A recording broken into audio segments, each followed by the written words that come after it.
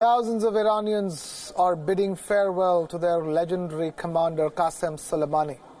While over in the United States of America, policymakers are grappling with a blunder that might very well give away their West Asia policy. First, let's take you to the city of Kerman in southeastern Iran.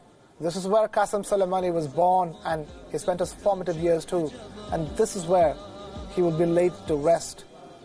A stampede broke out just a short while ago. 35 people have been killed and 45 others have been injured.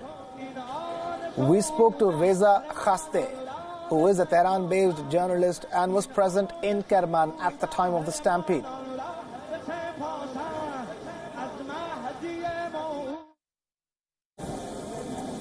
Hi, it's good to be with you.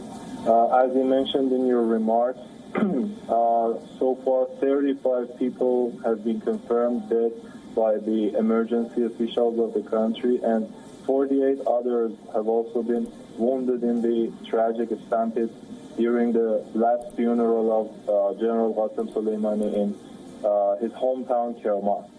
He was going to be laid to rest later today in the city, and millions of people from the city of Kerman and surrounding cities have joined the sea of humanitarian people who attended the funeral.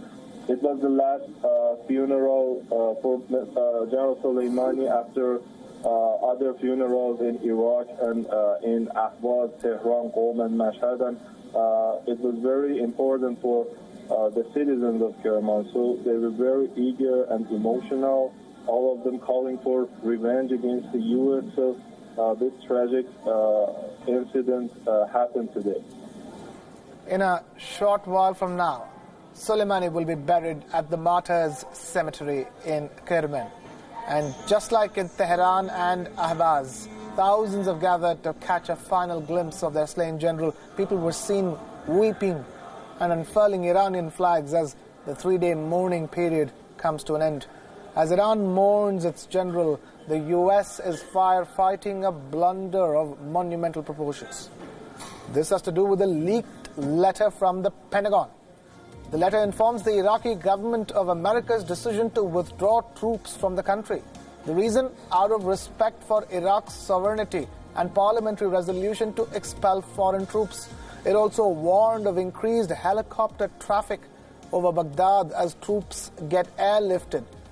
The letter created huge confusion, and it took more than an hour for the Pentagon to address the issue. The first clarification came from Secretary of State Mark Esper. Esper said that the letter was inconsistent with current U.S. policy. He maintained that the administration has no plans to pull its troops from Iraq. Esper, in fact, hadn't even seen the letter before it was leaked. The second firefighter for the U.S. was the chairman of the Joint Chief of Staff, General Mark Milley. He said that the leaked letter was an unsigned draft. U.S. troops were not being withdrawn but merely repositioned, according to General Milley. He blamed the words used in the letter for the confusion. A couple of contentions stick out in this justification by the U.S. One, why would an internal repositioning refer to Iraqi parliament's resolution? The resolution had only one objective: to end the presence of foreign troops in Iraq. And two, the letter referred to increased helicopter traffic over Baghdad, and many eyewitnesses have reported hearing multiple helicopters over Baghdad in the wake of this letter being leaked. The letter is a major setback for U.S. policymakers as it shows a lack of clarity on the administration's part. Germany, meanwhile, has announced that it will be withdrawing some of its troops from Iraq. They've deployed close to 400 troops as part of the anti-ISIS coalition, out of which 120 are in Iraq.